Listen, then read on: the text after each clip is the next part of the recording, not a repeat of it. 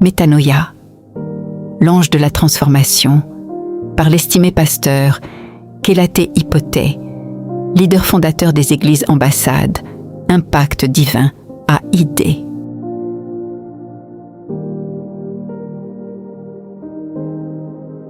En ce nouveau lundi, prenons le temps de fortifier notre foi et d'affermir notre intelligence par la parole de Dieu. Aujourd'hui, une vérité essentielle nous est proposée.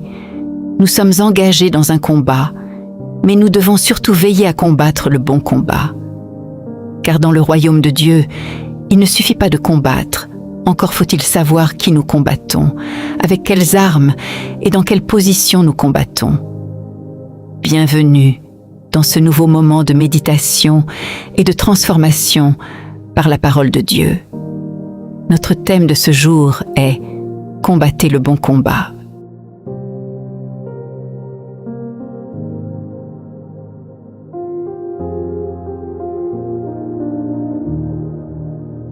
Pour établir le fondement de cette méditation, considérons l'enseignement de l'apôtre Paul dans sa lettre aux Éphésiens, au chapitre 6, verset 12. « Car nous n'avons pas à lutter contre la chair et le sang, mais contre les dominations, contre les autorités, contre les princes de ce monde de ténèbres, contre les esprits méchants dans les lieux célestes. »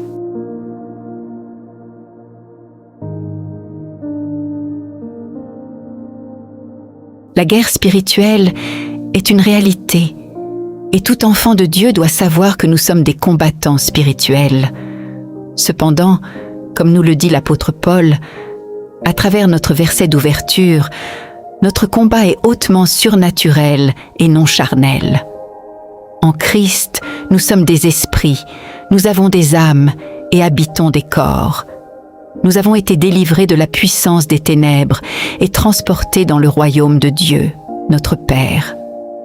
Nous constatons aujourd'hui une grande supercherie de l'adversaire, travaillant à introduire des doctrines de démons dans nos églises.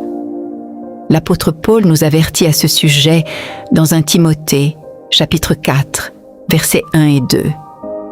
Mais l'Esprit dit expressément que, dans les derniers temps, quelques-uns abandonneront la foi pour s'attacher à des esprits séducteurs et à des doctrines de démons, par l'hypocrisie de faux docteurs portant la marque de la flétrissure dans leur propre conscience. Par exemple, pendant que les Écritures nous enseignent que les armes avec lesquelles nous combattons ne sont pas charnelles, nous constatons avec stupéfaction toutes sortes de prescriptions, soi-disant spirituelles, instruisant des individus ignorants à jeter des pierres contre le diable, à se laver avec des feuilles d'hysope, à faire des bains avec du sel de mer, à utiliser des machettes ou des gourdins dans le combat spirituel.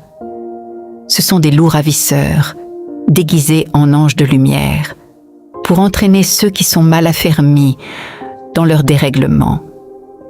L'apôtre Pierre nous met en garde contre ces pratiques dans 2 Pierre, chapitre 2, versets 1 à 3. Dieu ne nous a jamais appelés à combattre nos grands-parents, ni nos parents, ni personne d'autre par la chair et dans la chair. La meilleure manière de combattre est de rester attaché aux instructions de Dieu, données dans sa parole, selon la nouvelle alliance, et d'utiliser les armes qu'il nous a prescrites. Écoutons à ce sujet ce que Paul déclare dans 2 Corinthiens, chapitre 10, versets 4 et 5. « Car les armes avec lesquelles nous combattons ne sont pas charnelles, mais elles sont puissantes par la vertu de Dieu pour renverser des forteresses. Nous renversons les raisonnements et toute hauteur qui s'élève contre la connaissance de Dieu, et nous amenons toute pensée captive à l'obéissance de Christ. » Après sa résurrection, le Seigneur Jésus a donné son nom comme une arme spirituelle à ses disciples en disant « En mon nom, vous chasserez les démons ».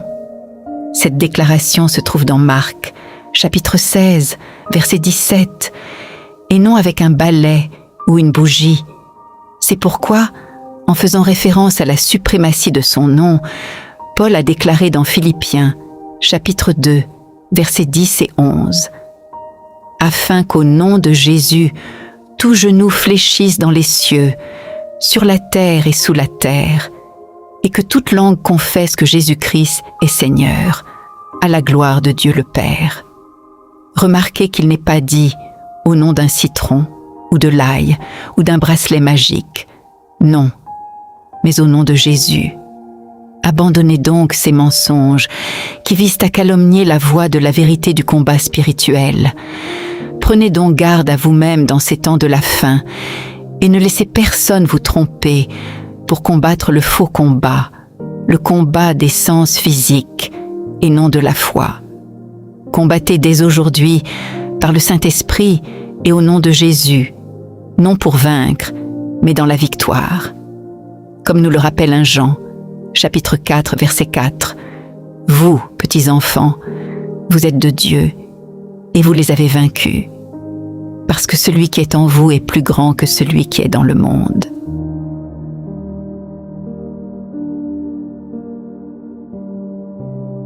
À la lumière de cette vérité, élevons maintenant nos voix vers le Seigneur. Prions ensemble. Précieux Seigneur Jésus, merci pour la victoire que tu as gagnée pour moi. Glorieux Père, je te demande du discernement pour ne point combattre le faux combat. Au nom de Jésus. Amen. Retenons cette sagesse et gardons-la comme une orientation pour notre marche.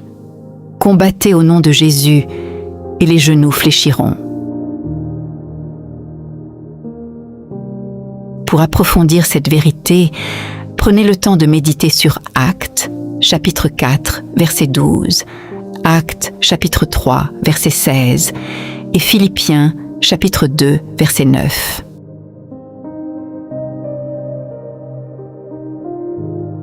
Avant de conclure, gardons cette déclaration comme le sceau de notre méditation. Le combat est déjà gagné. Marchez dans la victoire de Jésus.